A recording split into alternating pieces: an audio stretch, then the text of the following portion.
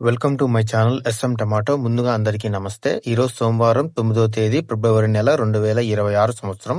ఈ వీడియోలో అనంతపురం టమాటా మార్కెట్లో స్టాక్ ఎంత వచ్చింది, టమాటా ధరలు ఎంతవరకు వేశారో చూద్దాం. ముందుగా అనంతపురం మార్కెట్లో స్టాక్ చూసుకుంటే 27,000 స్టాక్ రావడం జరిగింది. 27,000 స్టాక్. నిన్నటితో పోలిస్తే ఈరోజు స్టాక్ 10,000 తగ్గింది.